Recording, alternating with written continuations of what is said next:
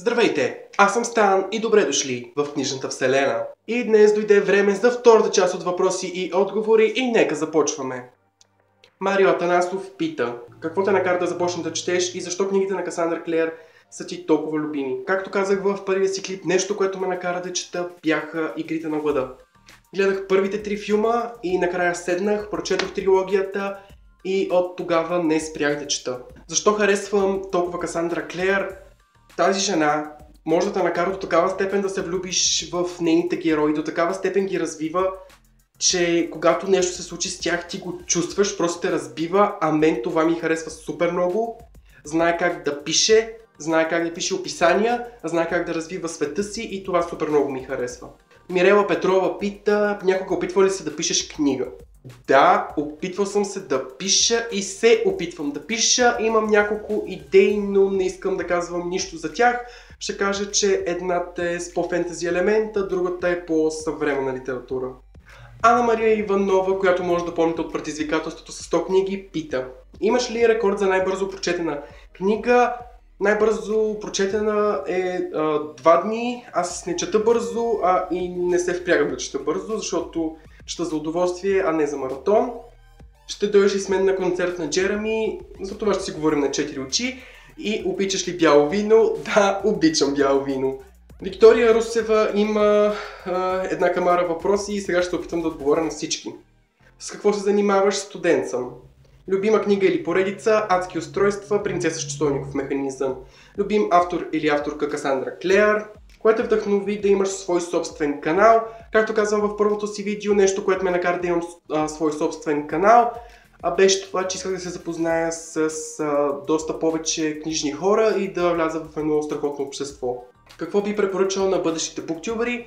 Просто седнете пред камерата и говорете за книги. Толкова е просто и е много забавно. Най-често препрочитаните книги или поредици от теб?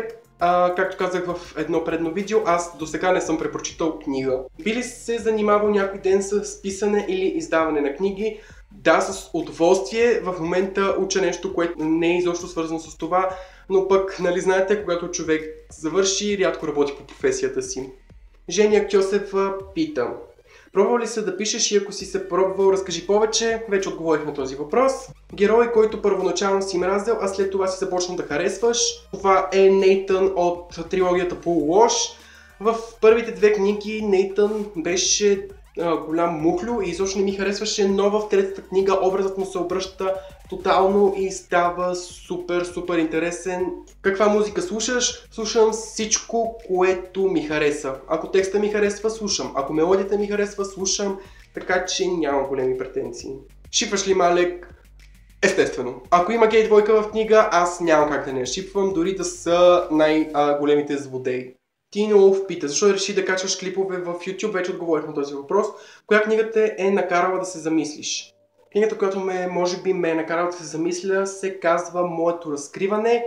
Просто дойде в един момент в живота ми, когато имах доста големи затруднения и ми помогна и ме накара да се замисля върху това, което пише вътре. Следващия въпрос е: имаш ли намерение скоро да си поръчаш Бобс? Какво мислиш за идеята като цяло? Идеята като цяло супер много ми харесва, но аз не възнамерявам да си купа Бобс. В един от предните си клипове казвам, че обичам да си купувам ефтини книги.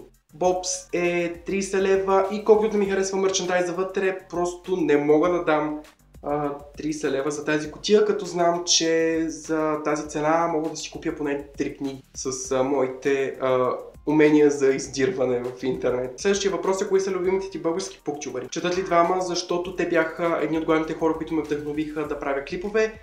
След това е Кристина Зет и двете Стефита, едната от Буктополис и от Steph's Library. Клиповете на всички са супер интересни за мен, така че те са любимите ми български буктюбъри. Ники Озунов пита: книга, която ненавиждаш? Може би книга, която ненавиждам е Тут Гоблинс на Аш Торуит. Книгата я спечелих от giveaway в Goodreads Започнах да я чета началото на януари месец и в момента съм на 88 страница. Резюмето звучеше супер интересно, но книгата всъщност изобщо не е. Следващия въпрос е: би ли останал в България или би излязъл в чужбина? Аз честно казано бих останал в България, но ако се наложи, бих се бахнал. Третия въпрос е: кажи твой странен факт. Мой странен факт може би...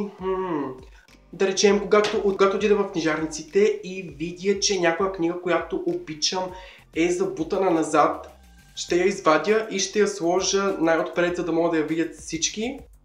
Не знам дали има други хора, които го правят, не знам дали е странно, но аз го правя. Следващия въпрос е един много интересен. Би ли избрал двама от любимите си автори или всички други без тях? Честно казано, бих избрал всички други без тях. Имам много автори, които все още не съм открил и могат да ми предложат много повече от това, което виждам в моите любими автори, така че не бих се ограничил само до двама човека, като мога да имам всички други на света. Дари Караколева пита: как си запали по четенето? Вече отговорих.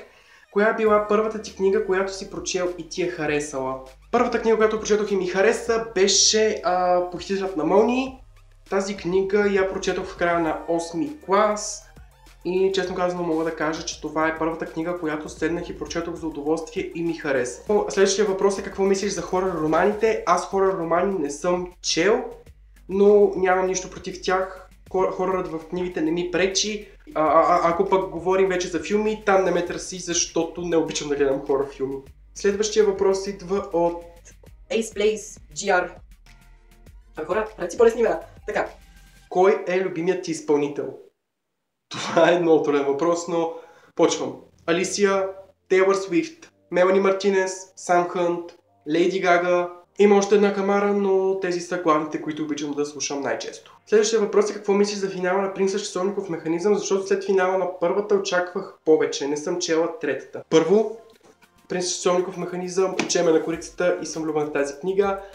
Аз лично финала го харесах супер много. На финала на тази книга буквално бях, застанах и така тресях книгата и бях: Какво?